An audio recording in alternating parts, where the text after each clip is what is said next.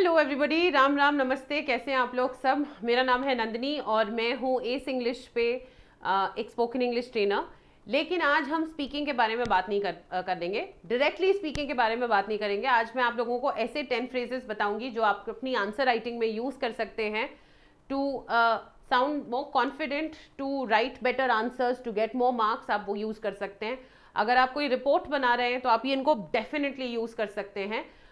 Also, if you are someone who is wanting to sound more confident in English, please go ahead and use these phrases. ऐसा नहीं है कि ये सिर्फ answer writing में use हो सकते हैं, ऑफ कोर्स आप इन्हें स्पीकिंग में भी यूज कर सकते हैं, but only thing is speaking में इनको ज़्यादा याद रखना पड़ता है। स्पीकिंग में चीज़ें याद रखना ज़्यादा मुश्किल है, which is why I said answer writing, but all across, whether you're speaking or whether you're writing, you can definitely use these phrases. So let's not waste any time. Let's quickly begin this session. And before I start, the usual, don't forget to like the session, share it with your friends. And if you are new here, then welcome to this channel. Please don't forget to subscribe to the channel and don't forget to hit that bell icon. Okay? चलिए, so the first thing is we are going to learn two words, जिसमें ऐसे हम दो words समझेंगे, सीखेंगे जो mean करते हैं। जब हम कोई एडिशनल इंफॉर्मेशन देना चाहते हैं तो हम उन्हें यूज कर सकते हैं। For example, moreover. तो मोर ओवर का मतलब क्या हुआ? To add additional information. I am going to give you an example also. The example is, moreover there is enough evidence against the criminal to hang him to death. मतलब हमारे पास बहुत सारे evidences के अलावा और भी evidences हैं जिससे ये प्रूव होता है कि भाई इस आदमी को फांसी पे लगा ही देना चाहिए। Additional information, okay, additional information. So आप जैसे एक और एग्जांपल इसमें कर लीजिए। Greenhouse gases are harmful to the planet, more over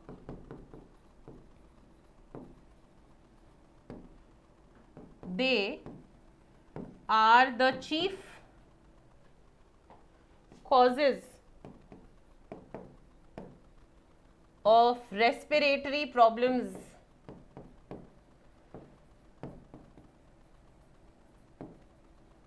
in the world.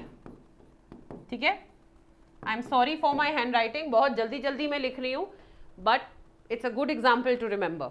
Okay, now another word which you can use to give more information about something is furthermore. Okay, furthermore. So the meaning is to add additional information. Furthermore, apart from working as a full-time accountant, I'm also a content creator on YouTube.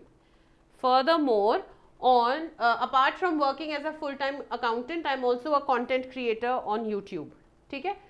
So furthermore और more over use होता है additional information देने के लिए. These are two words. So out of 10, 2 words are for giving additional information.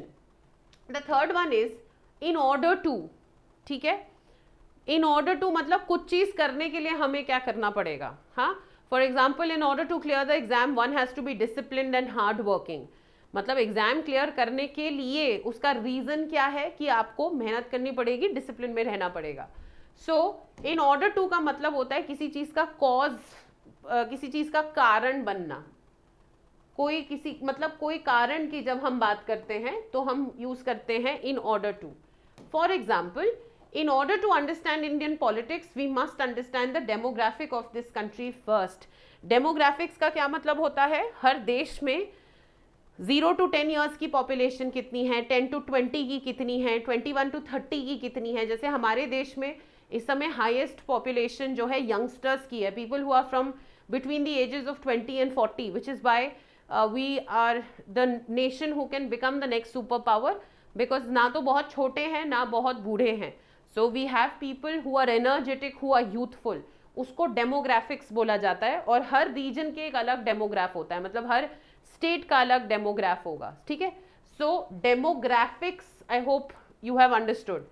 So in order to understand Indian politics मतलब कारण क्या बना कि ये समझने के लिए ये करना जरूरी है.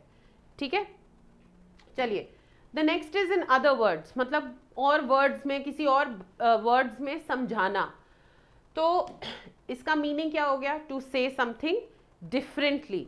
Now what is the sentence example? Frogs are amphibians. In other words, they live on land and water. Frogs are amphibians, and in other words, they live on land and water.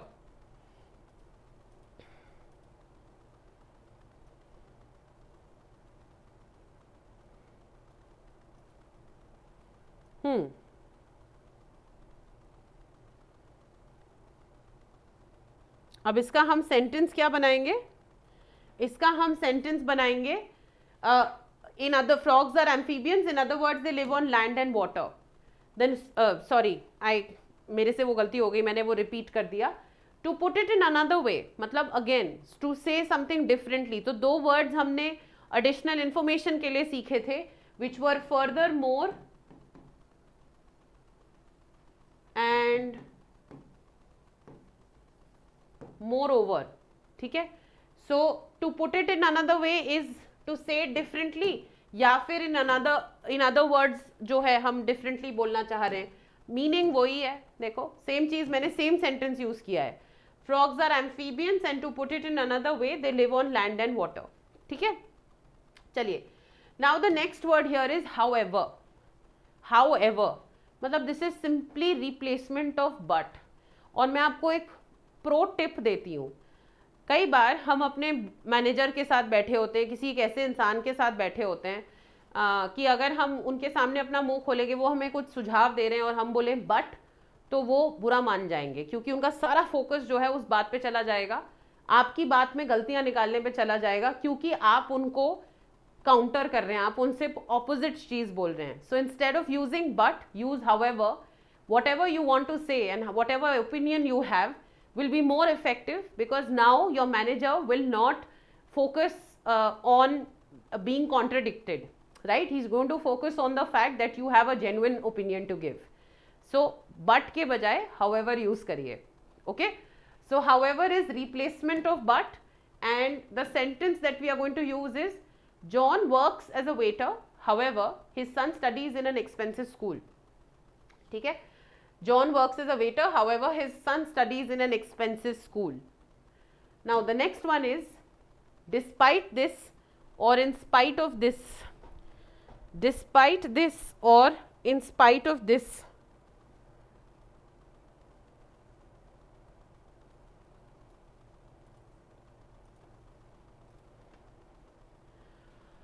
Okay, इसके बावजूद, regardless of. ठीक है. इसका इन दोनों का मतलब क्या होता है? एक्चुअली इन तीनों का मतलब क्या है? Despite this, in spite of this या रिगार्डलेस ऑफ, इन तीनों का मतलब है इसके बावजूद. ठीक है. और आपका ये सेंटेंस क्या बना? Despite the hardships and struggle, Linda secured the first position in her class. Despite the hardships and struggle, Linda secured the first position in her class. तो ये आपका कुछ वर्ड्स हैं. अभी मैं और continue, I am just saving my PPT. Yes.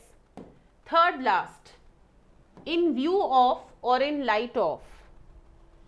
In view of और in light of. ठीक है. अब इसका मतलब क्या हुआ? To consider something. ठीक है. In view of my budget I don't think, और in light of my budget I don't think I should go for a lavish wedding. Okay. or I don't think I should buy such an expensive sari. So in view of और in light of मतलब इस चीज़ को मद्देनजर रखते हुए मुझे ये नहीं करना चाहिए या करना चाहिए, whatever.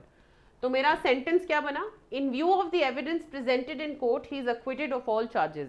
Acquitted का मतलब होता है रिहाई. उनके सर पे जो भी इल्ज़ाम लगे थे वो ख़त्म हो चुके हैं और उनको बाइज्जत बरी कर दी, उनको बाइज्जत जाने दिया जा रहा है. Okay. So in view of the evidence presented in court, he is acquitted of all charges. Now the second last word is in conclusion. मतलब सारी जब बातें ख़त्म हो गई, सारा जब डिस्कशन ख़त्म हो गया, जब आपने पूरा थियोरम कर लिया, तो आप जैसे करते हैं ना, LHS is equal to RHS hence proved, ये वो वाली चीज़ है. इन कंक्लूजन, निष्कर्ष. इन कंक्लूजन का मतलब हुआ used for the concluding paragraph. मतलब जब आप हर चीज़ को कंक्लूड करना चाहते हैं, ख़त्म करना चाहते हैं, तो आप ये यूज कर सकते हैं, in conclusion. Let's look at the sentence. In conclusion I sum up the entire case in one line that Kranti Bai is innocent. In conclusion in conclusion, I sum up the entire case in one line that Kranti Bai is innocent. Okay, and the last one here is for instance. Again, so for instance is a replacement of for example, replacement of for example. और इसका मैंने sentence बनाया, the temperatures in Delhi are quite high in summers, for instance it was 48 degrees today. ठीक है. सो in conclusion, use these 10 phrases whether you're writing an answer, whether you're writing a report, whether you're talking to someone in an informal setup or in an official setup, formal environment, informal environment, wherever. You can use these 10 phrases to sound more confident or to even write more confidently. ठीक है. All right. So I'm going to end today's session here. I hope आपको आज का session अच्छा लगा है. And if so, please don't forget to like this session and share it with your friends. I will see you tomorrow again at 7 o'clock. Okay. Bye bye. Thank you so much.